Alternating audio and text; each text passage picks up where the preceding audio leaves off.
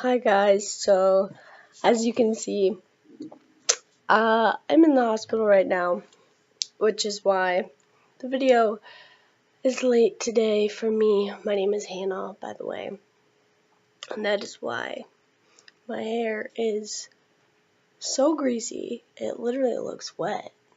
Why am I in here, you may ask? Well, I caught the flu. Yes, on Tuesday I caught the flu.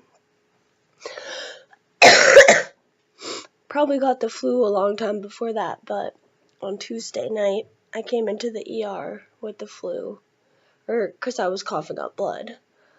And I've been in here ever since, and now I'm going to film this video for you guys and get it up, because that's the dedication I have to this channel and you people. But, yes, so my diagnosis story. So, my mom and dad, I was their first child. They had me when they were both about 36, and my dad had epilepsy, but other than that, neither of them really had like any health problems or anything. Excuse me. And my mom's pregnancy was totally normal. And I was born on my due date, and my like delivery, or my mom's delivery, was totally normal. Like, she gave birth vaginally without any pain medicine or anything. Like, she's a rock star. It is beyond me how she did that. I was a totally normal like weight. I didn't need to stay at the hospital for any extra time as a baby. Like, I just went home. It was fine. I was such like the A++ baby. Then I just like started to cry a lot, in the next couple like days and weeks. And my mom was like, well, this is weird.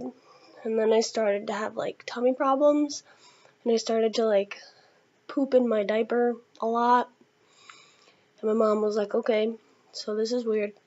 And then I think she switched me to soy formula because she thought, well, maybe she's lactose intolerant. And I don't think that helped. But that was it. Then I was a toddler, and I coughed a lot. And so that was weird. And I still kept getting tummy problems. And I would switch back and forth between like having diarrhea or being constipated, and I would eat like all the time. Like, I would have 6 or 7 bowls of cereal before preschool every single day, and I would still go to preschool crying because I was still hungry. But like, I wasn't fat. I was the size of a normal preschooler. It was really weird, and like I would cough all the time. So those things were weird. So eventually, when I was 5, my mom took me, she switched. So like, So like, my doctor didn't know what to do until I was 5.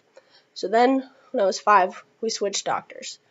And the new doctor said, he listened to my lungs for 45 seconds and then said, she has asthma. And my mom was like, oh. When I say my mom, I mean my mom and my dad. But lots of times it was just my mom taking me to these appointments. And so I got diagnosed with asthma, which I do have.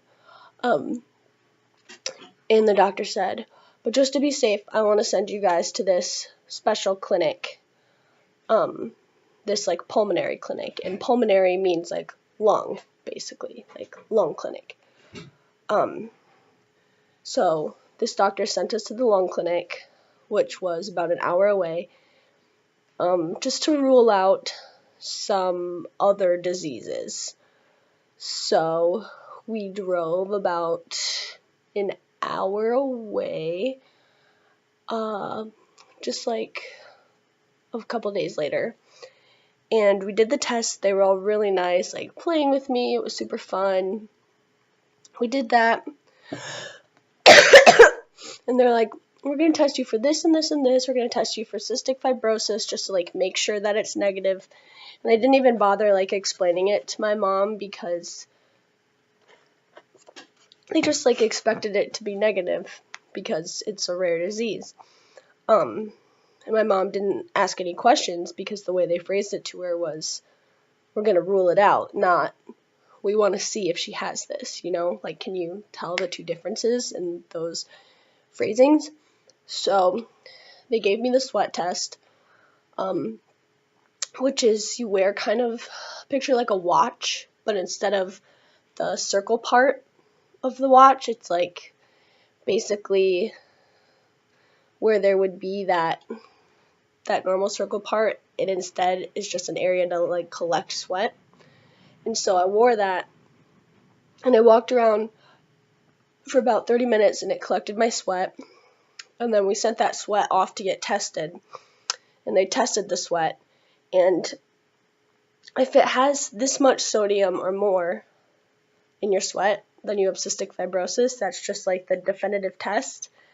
And they tested it, and I had cystic fibrosis. But the way that we found out was really crazy because I was in like the examination room with my mom, and the door was open a crack. And we were waiting to go home just to find out about this last test. And the nurse picked up the phone in another room, and the door was open a crack. And she goes, "Hello? Oh, the test for Buck? Oh, it's positive?" And my mom heard that, which is just like, I can't even imagine. And every time my mom tells this story, she says that it felt like a train hit her. She says that every single time. And then she tears up and she starts crying, and then she can't tell the story anymore. And then they came in and they explained cystic fibrosis to my mom, and then she went home and she told my dad, and then we all went back in and they explained it to all of us, and I still do have asthma, in addition to my cystic fibrosis, so that original diagnosis wasn't incorrect, but yeah, so long story short, I was diagnosed 1 month before I turned 6 years old. And the reason it took so long for me to be diagnosed with cystic fibrosis was because even though I did present a lot of lung issues, like, I didn't say this before, sorry, I'm really tired, I'm sick, obviously. I went into the ER, like, I think 7 times over the course of, I went to the ER 7 times before I was diagnosed, because I had stopped breathing, because my throat had closed. Like, I got a lot of lung infections, and just had a lot of bad coughing fits. Like, my throat was always sore. I had a lot of lung issues that you would think would make you think cystic fibrosis, obviously. But I didn't have trouble keeping or putting weight on. Even though I ate a lot of food, I was never super skinny.